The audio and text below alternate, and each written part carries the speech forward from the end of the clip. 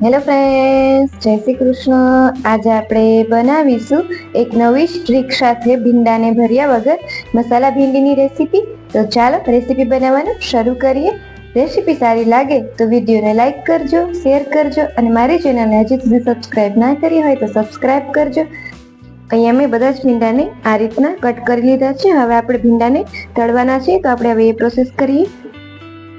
હવે આપણે અહીંયા એક પેનમાં 4 થી 5 મોટી ચમચી જેટલું તેલ છે એડ કરશું.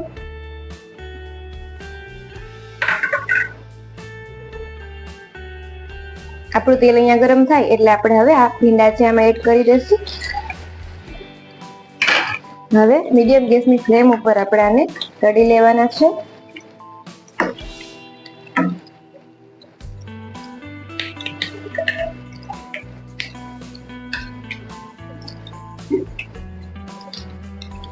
આપણા ભીંડા છે એ મીડિયમ ગેસની ફ્લેમ ઉપર તળાય ત્યાં સુધીમાં આપણે આને મસાલાની જે પ્રોસેસ છે એ કરી લેશું. બનાવવા માટે આપણે એક મિક્સર જારમાં થોડાક સિંગદાણા છે એડ કરીશું. ત્યારબાદ આપણે એમાં 2 મોટી ચમચી જેટલા તલ છે એડ કરવાના છે. ત્યારબાદ આપણે એમાં 2 ચમચી જેટલો ચણાનો લોટ છે એડ કરીશું. ત્યારબાદ આપણે એમાં હળદર પાવડર છે એડ કરશું. 2 ચમચી જેટલું કાશ્મીરી લાલ મરચું છે એડ કરશું. અડધી ચમચી જેટલી ખાંડ છે એડ કરવાની છે. અડધી ચમચી જેટલો ગરમ મસાલો છે એડ કરીશું. સ્વાદ પ્રમાણે નિમક છે એડ કરી લેશું. હવે મિક્સર જારનું ઢાંકણ બંધ કરી અને આ બધા જ મસાલાને સારી રીતે પીસી લેશું. અહીં આપણા જે મસાલા છે એ સરસ પીસાઈ ગયા છે. ભીંડા છે આપણે સરસ તળાઈ ગયા છે, તો હવે આપણે એને એક બાઉલમાં કાઢી લેવાના છે.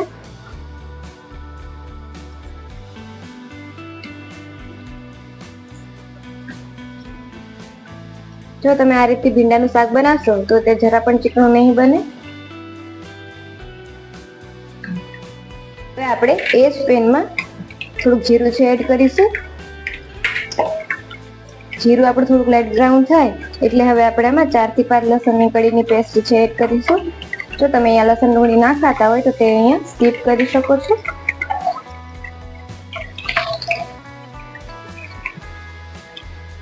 લસણ આપણે થોડુંક સંતળાય ત્યારબાદ આપણે હવે એમાં 2 મીડિયમ સાઈઝની ડુંગળીની મેં આ રીતના બારીક ચોપ કરી દીધી છે એ આપણે આમાં એડ કરીશું.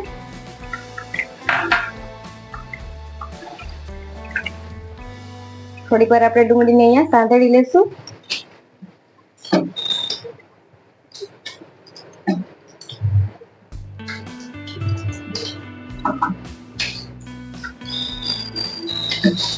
આપણે અહીંયા ડુંગળીની કચાશ છે જતી રહે ત્યાં સુધી આપણે એને થવા દેવાની છે, જેથી એનો કાચો ટેસ્ટ છે એ સબ્જીમાં ના આવે. ડુંગળી આપણી અહીંયા સરસ સંતળાઈ ગઈ છે, તો હવે આપણે આમાં 2 નંગ ટોમેટાની મેં અહીંયા પ્યુરી લીધી છે એ એડ કરીશું. હવે આપણે આને સારી રીતે મિક્સ કરી લેશું.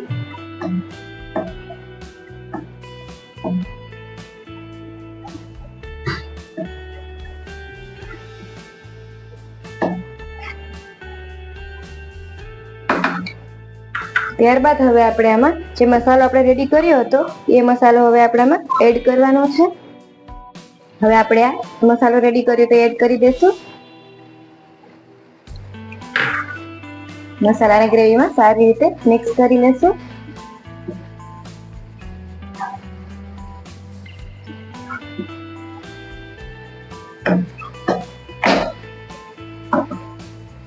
ત્યારબાદ આપણે આમાં 2 મોટી ચમચી જેટલું દહીં છે એડ કરીશું. દહીંને પણ ગ્રેવીમાં સારી રીતે મિક્સ કરી લેશું.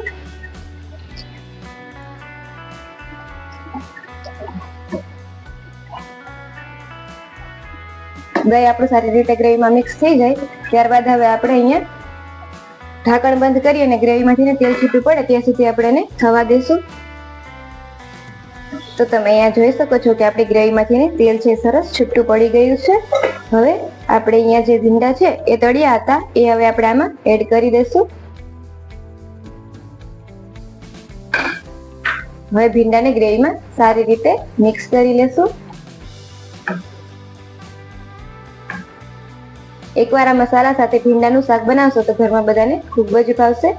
તો એકવાર આ રેસીપી જરૂરથી ટ્રાય કરજો. અહીંયા ભીંડો છે ગ્રેવીમાં આપણો સારી રીતે મિક્સ થઈ ગયો છે. હવે ઢાંકણ બંધ કરી અને 2 થી 3 મિનિટ માટે આપણે અહીંયા ભીંડાને થવા દઈશું. તો તમે અહીંયા જોઈ શકો છો કે આપણા ભીંડા છે સારી રીતે ગ્રેવીમાં મિક્સ થઈ ગયા છે. હવે આપણે આમાં ધાણા ભાજી છે એડ કરીશું. સારી રીતે આપણે આને મિક્સ કરી લેશું.